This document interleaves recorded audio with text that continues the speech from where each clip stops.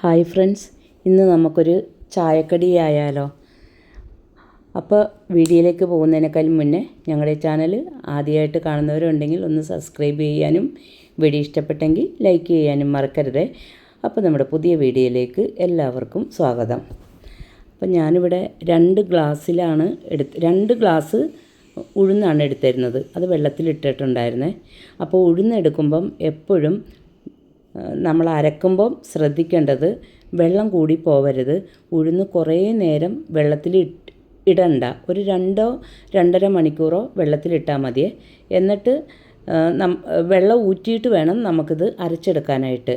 എന്നിട്ട് ഒരു 2 സ്പൂൺ അല്ലെങ്കിൽ 1 സ്പൂൺ വെള്ളം ആവശ്യത്തിന് മാത്രം ഒഴിച്ച് അരച്ചെടുക്കണം. ഞാൻ ഇപ്പോൾ ഇതിൽ നിന്ന് ഒരു 2 സ്പൂൺ വെള്ളം ഒഴിച്ചിട്ടുണ്ട്.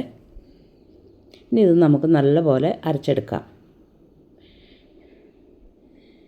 ഈ ഒരൊറ്റ കാര്യം മാത്രം ശ്രദ്ധിച്ചാൽ മതി. വെള്ളത്തിൻ്റെ ഒരു പ്രശ്നം ചിലപ്പോൾ നമ്മൾ എടുക്കുമ്പോൾ വെള്ളം കൂടി പോകാനൊക്കെ സാധ്യതയുണ്ട്. അപ്പോൾ അതുകൊണ്ടാണ് വെള്ളം ഒഴിക്കുമ്പം ശ്രദ്ധിച്ച് ഒഴിക്കണം. ഇനി നമുക്കിതേ അരച്ചെടുത്തിട്ടുണ്ട്. നല്ലപോലെ പാത്രത്തിലേക്ക് മാറ്റാം. ഇനി അടുത്തതും നമുക്ക് ഇതേപോലെ തന്നെ അരച്ച് എടുത്തിട്ടുണ്ട്. അപ്പോൾ ഇത് നല്ലപോലെ ഒന്ന് സ്പൂണ് വെച്ചോ വിസ്ക് വെച്ചോ ഇങ്ങനെ ഒന്ന് അടിച്ചെടുക്കണം.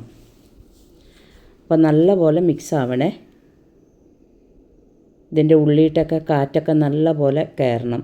എന്നാലാണ് വട നല്ലപോലെ മുരിഞ്ഞു വരുള്ളൂ, പൊങ്ങി വരുള്ളൂ. ഇനി ഇതേ ഒരു പാത്രത്തിൽ ഒരല്പം വെള്ളം എടുത്തിട്ട് ഇങ്ങനെ ഒരല്പം ഒന്ന് ഇട്ട് നോക്കണം. ഈ മാവ് വെള്ളത്തിൽ പൊങ്ങി കിടക്കണം. കണ്ടോ? അതാണിതിൻ്റെ പാകം. ഇനി നമുക്ക് ഇതിലേക്ക് ആവശ്യത്തിനുള്ള ജീരകം, ഒരു 1/4 ടീസ്പൂൺ ജീരകം. ഇനി ഇതിലേക്ക് ഉപ്പിട്ട് കൊടുക്കണേ. ഉപ്പൊക്കെ കൂടി പോകാതെ ഇട്ട് കൊടുക്കണം. അപ്പോൾ നമ്മൾ ജീരകവും ഉപ്പും ഇട്ട് കൊടുത്തിട്ടുണ്ട്. ഇനി ഞാനിവിടെ ഒരു സവാള അരിഞ്ഞ് വെച്ചിട്ടുണ്ട്. ഇതിലേക്കൊരു 2 സ്പൂൺ വറുത്ത അരിപ്പൊടിയാണ്, നമ്മൾ അപ്പത്തിനൊക്കെ പൊടിക്കണ അരിപ്പൊടി, അതിട്ട് കൊടുത്തിട്ടുണ്ട്. ഇനി 2 പച്ചമുളക് വട്ടത്തിൽ മുറിച്ചത്, ഒരു കഷ്ണം ഇഞ്ചി ചെറുതാക്കി മുറിച്ചത്, കറിവേപ്പില ചെറുതാക്കി മുറിച്ചത്, ഒരു സവാള ചെറുതാക്കി അരിഞ്ഞെടുത്തത്. ഇനി മല്ലിയില ഉണ്ടെങ്കിൽ ഇടാം. എൻ്റെ അടുത്ത് മല്ലിയില ഇല്ലായിരുന്നു, അതുകൊണ്ട് ഞാൻ ഇട്ടില്ലെങ്കിലും കുഴപ്പമൊന്നുമില്ല. ഇനി ഇതേ കുരുമുളക് 1 സ്പൂൺ ഇട്ടിട്ടുണ്ട്. ചതച്ചിട്ടൊന്നുമില്ല, വെറുതെ മുഴുവനും ഉള്ള കുരുമുളകാണ് ഇട്ട് കൊടുത്തിരിക്കുന്നത്. ഇനി ഇത് നല്ലപോലെ ഒന്ന് മിക്സ് ആക്കണം.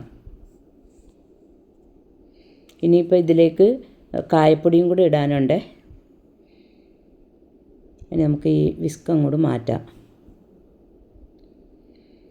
ഇനി ഒരു ടീസ്പൂൺ കായപ്പൊടിയും കൂടി ഇട്ട് കൊടുക്കാം. ഒത്തിരി അങ്ങോട്ട് കൂടി പോകരുത്, 1 ടീസ്പൂൺ ഇട്ടാൽ മതി. ഞാൻ നല്ലപോലെ ഒന്ന് സ്പൂൺ വെച്ചൊന്ന് ഇളക്കിയെടുക്കണം. അപ്പോൾ ഈ ഉഴുന്നുവട ഉണ്ടാക്കാൻ നേരത്തെ എപ്പോഴും കുഴിയൻ ചീനച്ചട്ടിയിൽ ഉണ്ടാക്കുന്നതാണ് നല്ലത്.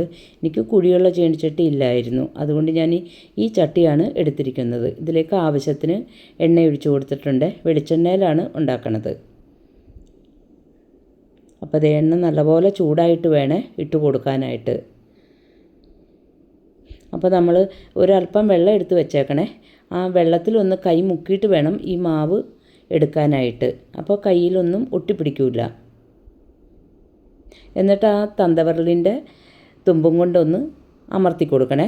അപ്പോൾ അവിടെ ഒരു ഓട്ട പോലെ വരും. അപ്പോൾ എല്ലാം ഒന്നും ഇടാൻ പറ്റില്ല. 4 എണ്ണമാണ്, 4 3 ഇടാം, അല്ലെങ്കിൽ ഇങ്ങനെ ഒട്ടിപ്പിടിക്കുവേ. എന്നിട്ട് ഓരോന്ന് ഇട്ടതിന് ശേഷം വെള്ളത്തിൽ കൈ മുക്കണേ. എല്ലാം നമുക്ക് ഇങ്ങനെ തന്നെ മുക്കിയിടാം.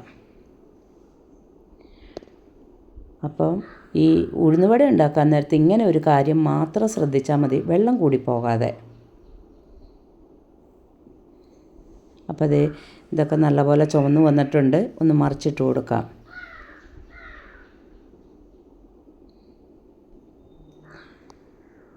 ഇടയ്ക്കിടയ്ക്കൊന്ന് തിരിച്ചും മറിച്ചിട്ട് കൊടുത്താൽ മതിയേ.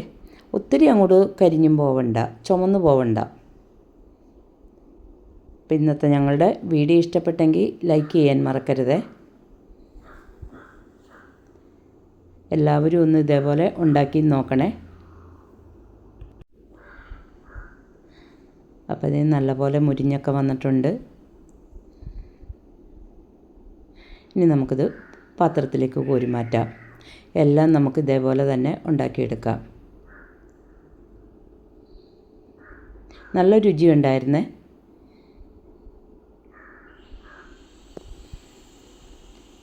ഇനി നമുക്കൊരു പാത്രത്തിലേക്ക് മാറ്റാം. അപ്പോൾ താങ്ക് യു.